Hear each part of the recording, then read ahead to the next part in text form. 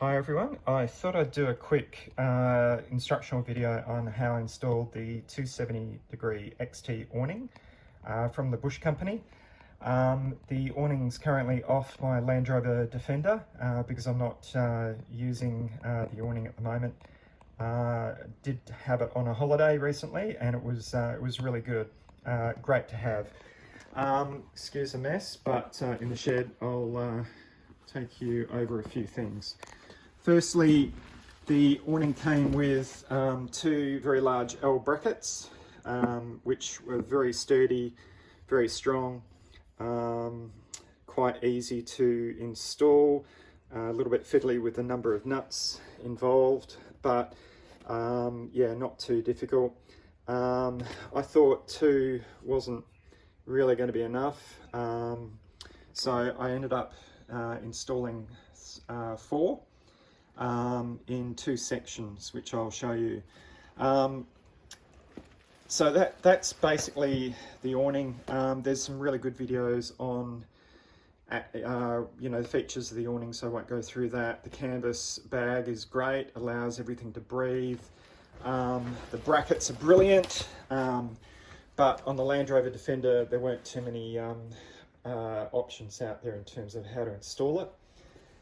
So if you excuse again the mess in the shed, I wanted to show you how I installed this on my car. Okay, so the Bush company had some tent rails. These rails are brilliant because I've got slots at the top, slots on the side, and they also came with bolts, a couple of different fittings in relation to it, but what I decided to do is to put the rails along the actual length of the car. Obviously these aren't ideal. The issue is you've got a slope coming down here, and that's not ideal if you're going to mount it. The L brackets are going to come up to about here, and then you've got this overhang bit. It really wasn't going to work. The L brackets needed to come down, so it wasn't going to be able to be mounted from here. So I went with this horizontal one and this approach, and then I had to have these lateral connections coming out at 90 degrees, which added a bit of complexity to it. And because I had four mounting points, I needed four coming out here, but then these protrude just slightly out from the edge, which allowed me to mount the brackets flat on, almost flat on to this, and they came down to about here and they came up to about there. So in terms of the profile of the car, it was really, really good. I got a separate video on that.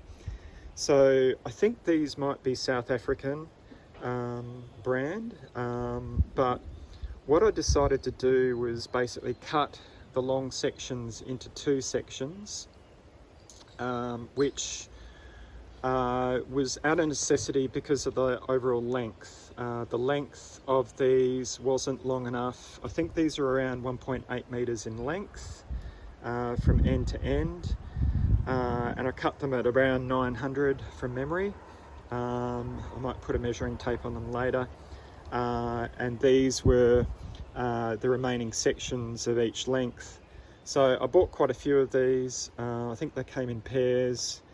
I think they came with the fittings and fixtures from the Bush company, but basically there was about 130 bolts and nuts. But the beauty of them is that allows you to connect straight off the edge into the mounts, off the OEM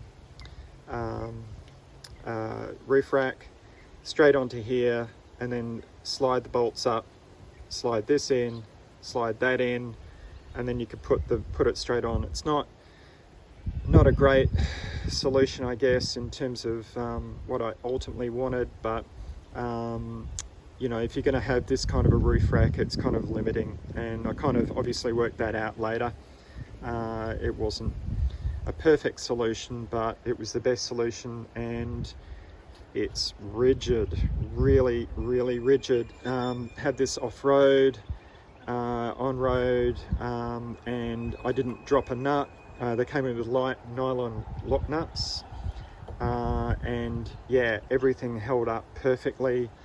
Along with the wind fairing, with this on the side, I did notice initially a little bit of weight because it was around 27 kilograms, but after a while, the car just worked itself out and adjusted, I guess, the air suspension for the extra weight on the side.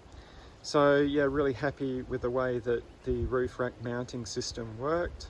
I hope this helps some of you when it comes to maybe fitting an awning on the side of your car. It might be that you don't need this. For me, I went with the extra strength and rigidity because of the extra weight of the Bush Company 270 XT awning, which is basically a 30-second awning. It went up in no time. The rear of this was a little bit difficult. Sorry, I've got to drop a box. I would recommend going out a little bit further than I have, because the 270-degree awning did hit the side, the end. So it did need to come out a little bit, but I wanted most of the weight to be over the car, not hanging off the edge of the car. Obviously I've got a few marks on the roof rack that I need to sort out later. But overall, yeah, really quite happy with the mounting system. And I hope this helps you guys out there if you're looking at installing a like an awning on your car. The other aspect of this was, you know, you're not going to need an awning everywhere you go, especially when you're working in the city or whatever. So you want something that you can actually take off pretty easily. It literally took no time to take those L brackets off. I've left all this in place for the moment, but if I was to put the awning back on again, you just simply putting the brackets on again, sliding the bolts in.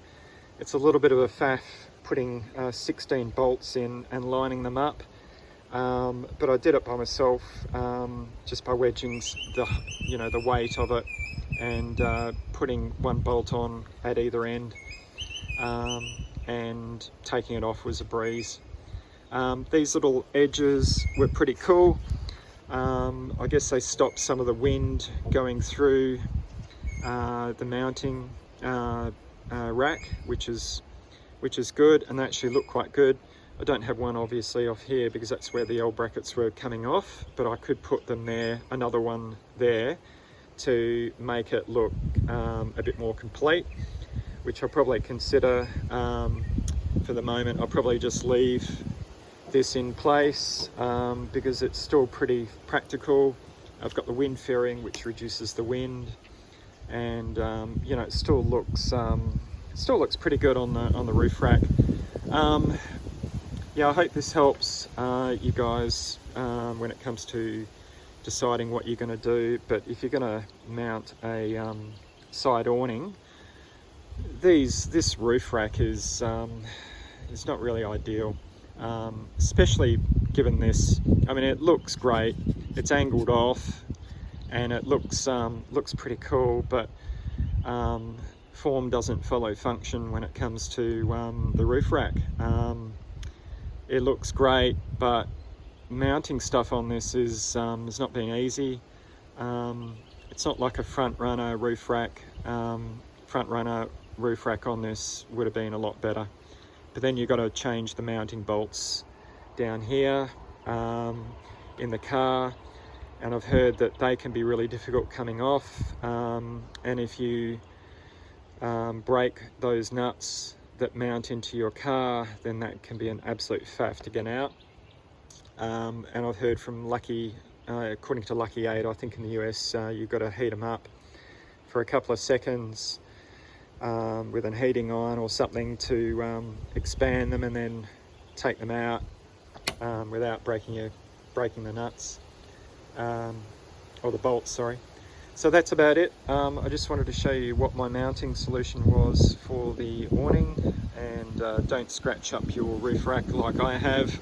I've still got to do some touch-up paint and clean it all off. So I hope that was helpful. I'll see you guys later. Sorry about the wind.